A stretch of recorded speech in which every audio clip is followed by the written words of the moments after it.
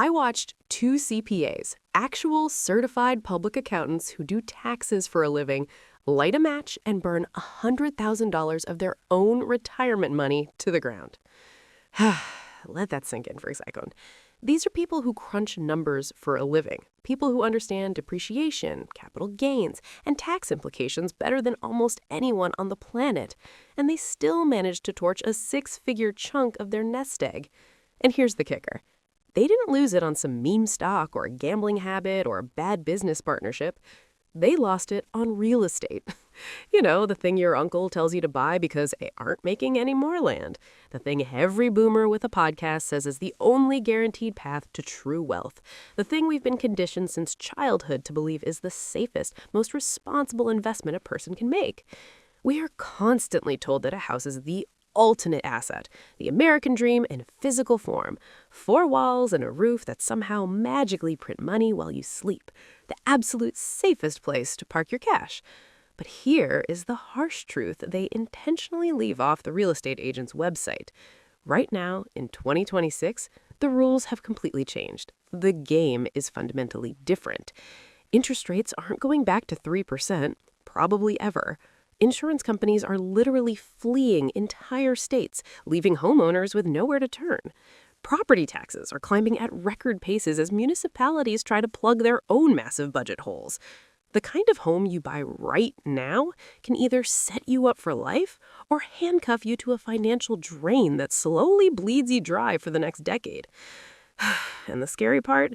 Most people don't realize they're walking into a trap until it's far too late, until the special assessment letter arrives in the mail, until the insurance non-renewal notice shows up on their door, until they're sitting across from a foreclosure attorney wondering where it all went wrong.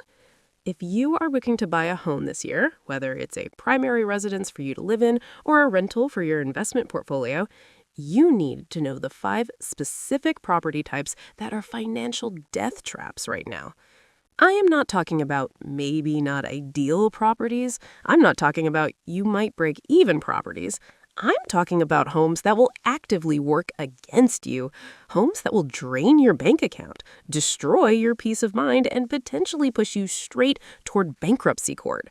This isn't just my opinion. This is based on hard data from MSCI, real-world case studies I've followed over the last 2 years, and horror stories from people who thought they were buying a piece of paradise and ended up financially ruined.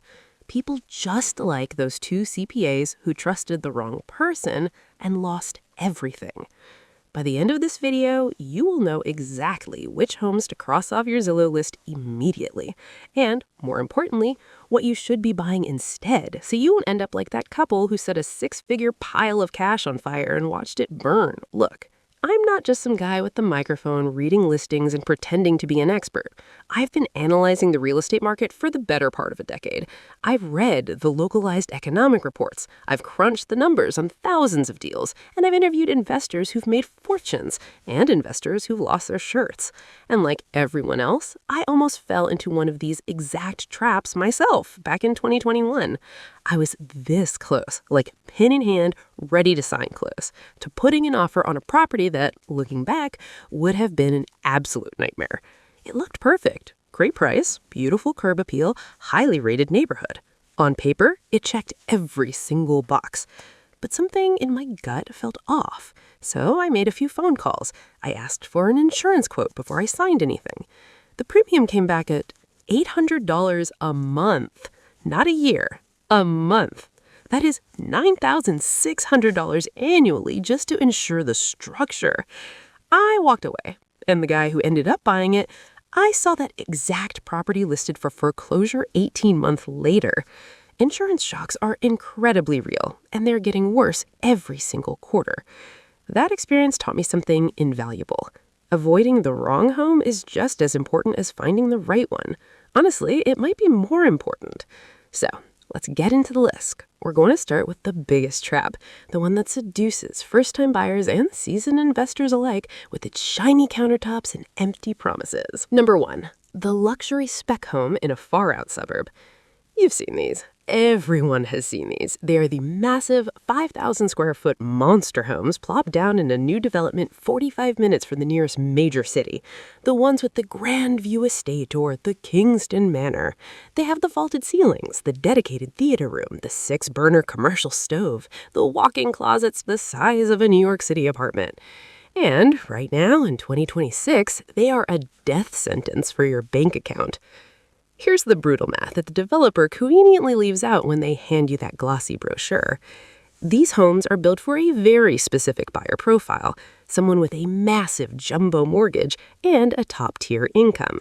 We're talking specialized doctors, equity-holding tech executives, law partners, people who can comfortably afford a $7,000 or $8,000 monthly payment without breaking a sweat.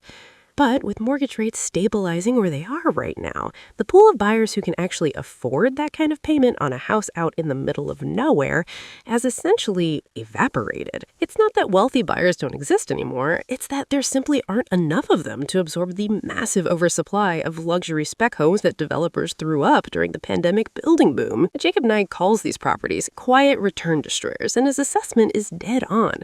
Let's say you buy one, hoping the market will catch up and it will appreciate. While you're sitting there waiting for a high net worth buyer to magically appear, you're paying out of pocket for a massive property tax bill based on an inflated valuation that assumes the house is worth every penny of that initial purchase price. High insurance because the replacement cost for a 5,000 square foot custom-built home with premium finishes is astronomical. And utility bills that would make a small business owner wince just to keep a massive empty box from freezing in the winter or melting in the summer. You're essentially renting this house from the bank at a loss of thousands of dollars a month. It's negative cash flow on steroids. And here's a secret. Negative cash flow doesn't care about your long-term appreciation hopes. Negative cash flow is a very real monthly hole in your pocket that demands to be filled every single month, without fail, or the bank takes the house back. And here's the really painful part. When you finally go to sell, your prospective buyer is going to run into the exact same affordability issues you're dealing with. They're going to look at that monthly payment, look at the 45-minute commute, and hesitate. They're going to lowball you. They're going to walk away entirely, and you're going to be stuck holding the bag. So what do you buy instead? You buy mid-market homes in supply-constraint locations. Think about it for a second. Everyone needs a 3-bedroom, 2-bathroom ranch house. First-time buyers need them. Empty nesters looking to downsize need them. Young families need them. They're the Honda Civics of the real estate world. Reliable, highly practical, and always, always in demand. These homes are much easier to finance because they fall within standard conforming loan limits. They have a massive built-in buyer pool because they're actually affordable to regular working-class people. And they hold their value significantly better in an economic downturn because, at the end of the day, there is always someone who needs a safe, functional place to live. Stop trying to be the king of the cul-de-sac. Buy what the market actually needs, not what looks good in an architectural magazine. Boring is beautiful when it comes to real estate investing. Trap number 2. All right, let's move on to number 2. And this one hurts because it specifically preys on people who are just looking for an affordable way to enter the market. Number 2, the aging condo building with the low HOA fee. You find a cute condo in a great location. Maybe it's near the beach or close to a vibrant downtown or walking distance to the best coffee shops. The building is 40 years old, but the lobby has been painted recently and the unit itself looks decent enough, right? And the HOA fees are only $300 a month. That seems incredibly reasonable. It's a deal. Right? Wrong. That is a siren song. That is the trapdoor opening beneath your feet. Here is what is happening behind the scenes in the boiler room and the accounting books that you can't see during your 20-minute walkthrough. The roof is 30 years old and currently leaking in 3 places the board won't talk about. The parking garage concrete is spalling, which is a fancy structural engineering term for crumbling from the inside out and needs completely to be excavated and replaced. The elevators are from the 1980s and break down twice a week, trapping residents. The plumbing is original cast iron and is starting to fail unit by unit. The HOA board has been keeping those monthly fees artificially low for years by intentionally not saving enough for these major capital expenditures. They have what's called a critically low reserve fund. They've been kicking the financial can down the road, hoping the problems would somehow fix themselves, or worst, hoping that someone else would be holding the bag when the multi-million-dollar bills finally came due. Then, the special assessment hits. You come home from work one day and there's a letter in your mailbox. It's sent via certified mail, which is never a good sign. You open it, read that due to urgent, legally mandated structural repairs required by the say, every single owner in the building owes $50,000, due in 60 days. Cash. Check. Money order. The board doesn't care how you get it, they just need you to get it. This is not a hypothetical scenario.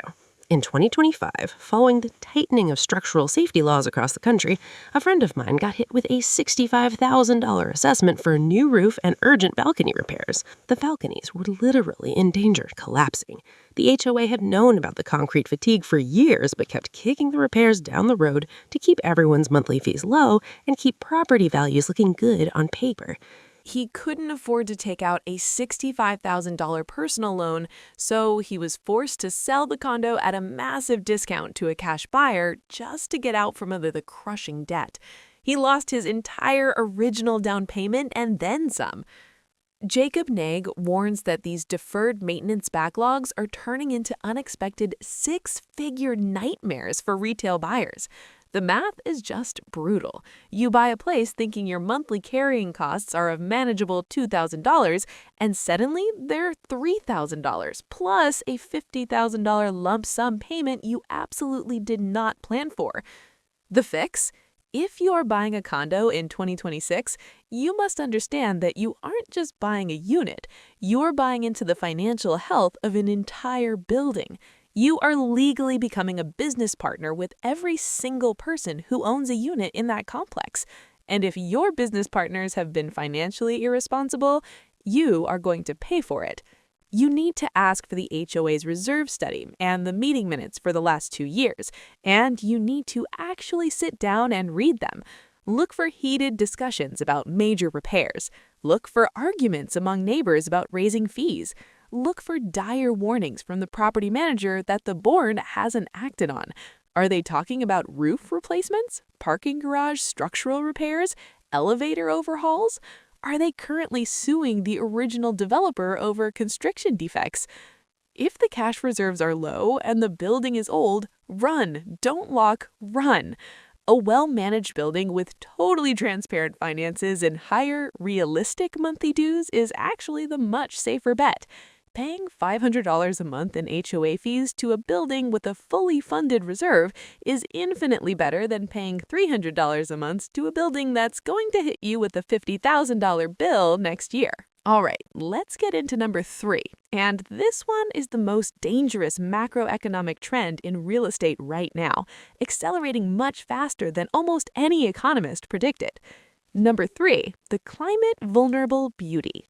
I'm talking about that dream home directly on the water in Florida, the secluded cabin in the dense woods in California, the historic house built right on the floodplain in North Carolina, the property with the $1 million view and the hidden financial time bomb buried in the fine print. I know, it's beautiful. It's the exact kind of place you imagine retiring to, sipping coffee on the wraparound porch, watching the sunset over the water. I get it. I've dreamed about owning those properties too. But the underlying financial infrastructure supporting these homes is collapsing in real time. Here is the new reality that every single buyer needs to understand before they fall in love with the view. Insurance companies are not stupid. They employ armies of brilliant actuaries whose entire professional existence is dedicated to calculating risk and pricing it accordingly. They have access to advanced climate models, decades of historical claim data, and predictive algorithms that can tell them with shocking accuracy which exact properties are likely to file catastrophic claims in the coming years. If a home is flagged by FEMA for severe flood risk or sits in a red zone on municipal wildfire maps, the premiums are skyrocketing, and that's if you can even get insured at all. We are currently seeing major legacy insurers completely pull out of entire states. California, Florida, Louisiana, parts of Texas. They aren't negotiating, they're just leaving, canceling active policies, non-renewing entire zip codes, because the math simply doesn't work for them anymore. Let's run the numbers together so you see the impact. You buy a $600,000 beach condo. Your property taxes are around $6,000 per year. Your property insurance used to be $2,000 a year back in 2020. Now in 2026, your insurance is $12,000 per year. That single change just added $1,000 a month to your baseline carrying costs. That positive cash flow you projected when you ran your rental numbers, gone. That affordable monthly payment you meticulously budgeted for, not anymore. And here's the really insidious part of this trap. When you finally decide you've had enough and go to sell, the next buyer runs into the exact same insurance bottleneck. They get their quotes, they see the $12,000 annual premium, and they either walk away completely or slash their offer by $100,000 to compensate. Your property value stagnates, then it drops. You are trapped. You can't sell without taking a massive life-altering loss, and you can't afford the monthly bleed to stay. I've seen this happen to people with real dreams who just wanted a piece of paradise. They're now stuck in homes they can't sell, paying insurance premiums that eat up a third of their take-home income, watching their retirement savings evaporate. The alternative? You have to look for homes in designated safer zones. I know that's not as sexy as beachfront property, but hear me out. Pull up the climate risk maps. Look at the updated FEMA flood maps. Look at the state wildfire risk maps. Look at hurricane and storm surge projection models. There are still incredibly beautiful places to live in this country that aren't actively trying to kill your finances. Also, look for energy-efficient homes built to modern, stringent building codes.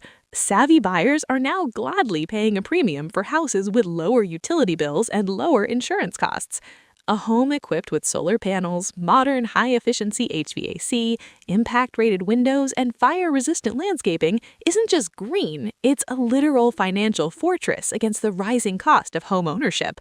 That $20,000 you spend on impact windows up front might legitimately save you $5,000 a year in insurance premiums for the next 30 years. Do the math. Number 4 on our list is going to upset some vintage architecture purists, but I need you to hear me out. Number 4, the pre-1990 charming fixer-upper. Now, let me be clear. I'm not saying all old houses are bad. I'm not saying you should only ever buy soulless new construction. Some of my absolute favorite homes were built in the 1920s and 1930s. They possess a character and a level of craftsmanship you just don't find in modern, mass-produced tract homes. But there is a very specific kind of older home you need to avoid like the plague right now. The one that still has its original out-of-date systems. We're talking about a house built in 1985 that still has the original furnace humming in the basement, the original water heater, the original drafty single-pane windows, the original insulation, if there's any left in the walls at all, the original electrical panel with ancient fuses instead of modern breakers, maybe even some legacy knob and tube wiring hiding in the attic if it's really old. Jacob Nigg calls these older, untouched homes energy hogs, and he explicitly warns that original inefficient boilers, poor thermal insulation, and bad wiring are rapidly becoming the new asbestos in the 2026 real estate market. And I think he's exactly right. Here's the fundamental problem. An excited buyer walks into a 1985 home. The kitchen is dated, sure. The bathrooms need updating, but those are strictly cosmetic issues. Buyers can see them, they can get quotes for them, they can live with them for a few years while they save up. What they can't see is what's hiding inside the walls. They can't see the inadequate compressed insulation. They can't see the aging, fraying wiring. They can't see the HVAC system that's barely running at 60% efficiency. What they will feel, however, is the $600 heating bill in the den of winter, and the $500 cooling bill in the peak of summer, and the constant agonizing repair bills as major systems break down one by one. Because of the societal push for greener living and the harsh economic reality of skyrocketing energy costs, the market is heavily discounting these homes. Buyers are looking at that historical heating bill and calculating exactly how much it's going to cost them over the next decade, and they're aggressively adjusting their offers downward. You think you're getting an absolute deal at $350,000. Your realtor tells you it's a steal. The neighborhood comps seem to support the price. But let's look at what you're actually buying. You have an immediate $20,000 liability for a new HVAC system because the current one is 30 years old and running on fumes. You have a $15,000 liability for new dual-pane windows because those single-pane units are leaking your expensive heat like a sieve. You have a $10,000 bill for blown-in insulation because there's basically none in the attic. You have a $30,000 bill for electrical panel upgrade and full house rewiring because the old system is a literal fire hazard waiting to happen. Suddenly, that $350,000 deal costs you $450,000 just to make it safe, livable, and reasonably efficient. And after all that messy work and all that money out of pocket, it's still fundamentally a 40-year-old house worth less than a brand new build down the street. The appreciation potential is hard capped because it's an older property in a market that increasingly values turnkey energy efficiency. The play? If you love older homes, and I totally understand why you might, you must look for one that has already had the big-ticket utility items updated. Look for energy-renovated mid-century homes. If the seller can hand you the paperwork and warranties for a high-efficiency HVAC system installed 3 years ago, new dual-pane argon windows, updated insulation in the attic and walls, and a 200-amp modern electrical panel, you are buying a home with drastically lower running costs and much broader appeal to future buyers. Pay more for the updated one. I know it physically hurts to write that bigger check at closing, but it will save you an absolute fortune in the long run. You're not paying more for this same house. You're prepaying for the tens of thousands of dollars in vital upgrades you won't have to manage yourself, and for the years of low utility bills you'll get to enjoy. All right, we're on to number 5, and this one is personal because I almost pulled the trigger on it myself. Number 5, the short-term rental only property. We've all seen the relentless TikTok ads, the Instagram reels, the YouTube thumbnails with the guy in the sunglasses pointing at an A-frame cabin. Buy this cabin, make $10K a month on Airbnb, generate massive passive income with this one simple trick. The Airbnb arbitrage secret the banks don't want you to know. Let me be incredibly clear. In 2026, buying a property that relies solely on short-term rental income to cover its mortgage is one of the riskiest financial moves you can make, period. Why? Because the market is totally saturated and local governments are heavily closing in. Let me break down both sides of that toxic equation. First, the market saturation. During the pandemic boom, everyone and their brother bought a cabin in the woods or a beach condo with the explicit, single-minded goal of renting it out on Airbnb and Vrbo. Supply absolutely exploded. In some tourist markets, the number of active short-term rentals doubled or even tripled in just 2 short years. And what does basic economics tell us happens when supply goes through the roof? Prices crash. Average nightly rental rates and occupancy percentages have fallen sharply in almost all popular destinations. You're no longer the unique getaway.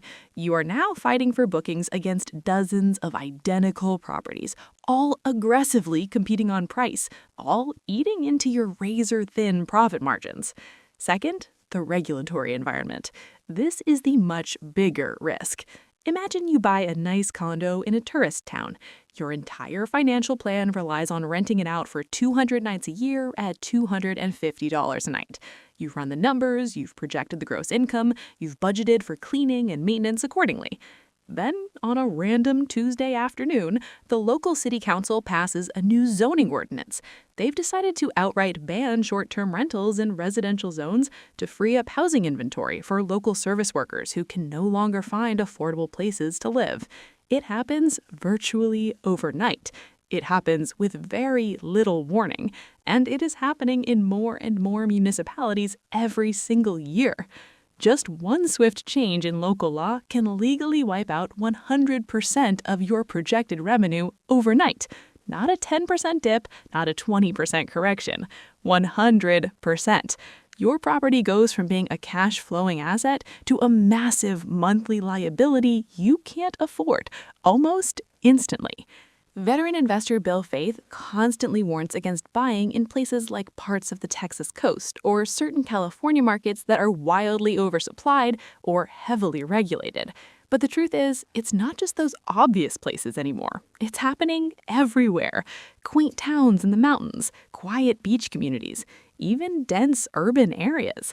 The local backlash against short-term rentals is real, it is organized, and it is growing. The smarter move, instead of gambling on a pure short-term rental property, look at small multifamily properties in stable, boring markets. Think a duplex, a triplex, or a fourplex, something you can buy in a regular, working-class neighborhood with regular people living regular lives. You rent these units out to long-term tenants, people who sign 12-month leases, people who set down roots and stay for years, people who pay their rent on the first of the month regardless of whether it's peak tourist season or the dead middle of February. It is substantially less sexy, I get that. You don't get to vacation there for 2 weeks a year, you don't get to brag to your friends at dinner parties that you own a beach house, you don't get those viral Instagram-worthy moments of watching the sunset from your aesthetic investment property. But you know what you do get? Predictable, steady cash flow. Fewer late-night maintenance surprises. A mortgage that gets paid down by someone else, whether it's spring break or not. A property that actually builds generational wealth instead of just looking like it might. Long-term tenants are the boring, unglamorous path to real wealth. And remember, boring in real estate is beautiful. Now, I've given you the 5 specific homes to avoid, but I want to leave you with one final bonus warning because this is the specific trap that actually cost those 2 CPAs their $100,000. And it's not a type of home, it's a way of buying one. The secret trap: off-plan purchases and real estate syndication scams. In 2025, Bloomberg published a devastating multi-part investigation into the real estate market in Tulum, Mexico. They found dozens of foreign buyers, people just like you and me, people who had worked hard, saved, and sacrificed to invest in what they thought was their dream, who had lost absolutely everything. These buyers thought they were buying a slice of paradise. They wired their life savings, $100,000, $200,000, sometimes much more, as down payments on pre-construction condos. The developers had beautiful, high-resolution renderings, slick virtual reality tours, attractive phased payment plans. Everything looked incredibly professional and legitimate. But the developers didn't actually own the land. They had allegedly stolen the titles, or they had fraudulently sold the exact same unit to 5 different buyers, or they had taken the massive pool of deposit money and simply never started construction. And when the panicked buyers went down there to find their money, the developers were gone. Some were dead, some had fled the country, and others had simply changed their corporate LLC names and started the exact same scam somewhere else. And please don't think this only happens internationally. It happens right here in the United States, too. Off-plan purchases, buying something that literally hasn't been built yet, require a level of intense legal due diligence that most regular people just don't know how to do. You are blindly trusting that the developer is honest, that they have a clear, unencumbered title to the land, that they have the secured institutional financing to actually complete the construction, and that they're not going to run off with your deposit. Han and McFarland, the 2 brilliant CPAs I mentioned at the very beginning of this video, lost their money in a domestic syndication deal. They trusted a colleague who seemed highly successful, drove a nice car, and they wired their money into his private real estate fund. They didn't do the basic step of Googling the guy's name with the word fraud. They didn't run a background check. They didn't verify that the multifamily properties he claimed to be buying actually existed. They trusted the pitch. They let their emotions take over, and they lost their retirement. If you take nothing else away from this video today, take away this. Real estate is not magic. It is math. It is legally binding contracts. It is thorough due diligence. And in 2026, the math violently punishes people who buy based on emotion, and it highly rewards people who buy based on verifiable data. So, let's wrap this up. If you want to protect your hard-earned wealth in 2026, you need to avoid the luxury spec home in the far-out suburb. It's a negative cash flow beast that will drain your bank account while you wait for a wealthy buyer who may never arrive. The aging condo with the artificially low HOA fee. That low fee is a ticking financial time bomb, and the six-figure special assessment is the explosion. The climate-vulnerable beauty in uninsurable zones and skyrocketing premiums will eat you alive, trapping you in a depreciating asset you can't sell. The pre-1990 money pit with original systems, inefficient HVAC, and bad wiring are the new asbestos, and the capital expenditures will destroy your returns. The short-term rental only. One local zoning law change and your entire income stream vanishes overnight. Real estate can absolutely build wealth. It can provide unmatched security. It can be the rock-solid foundation of a financial plan that supports you and your family for the rest of your life. But that is only true if you buy the right properties. Only if you verify the math. Only if you ignore the shiny objects on social media and focus on the boring fundamentals but actually work. If this video saved you from making a six-figure mistake today, if it helped you dodge a financial bullet you didn't even know was coming, please hit that like button. It tells the algorithm to push this video, and it really helps the channel reach more people who desperately need to hear this message before they buy. And I want to know from you, have you ever had a bad experience with a property? Have you seen one of these 5 traps up close in your own market? Did you buy a place that looked great on paper but turned into an absolute nightmare?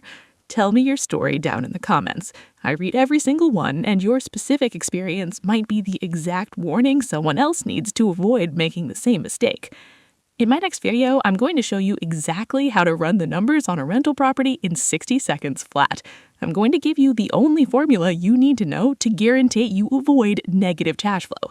It's the simple math that separates the winning investments from the losing ones.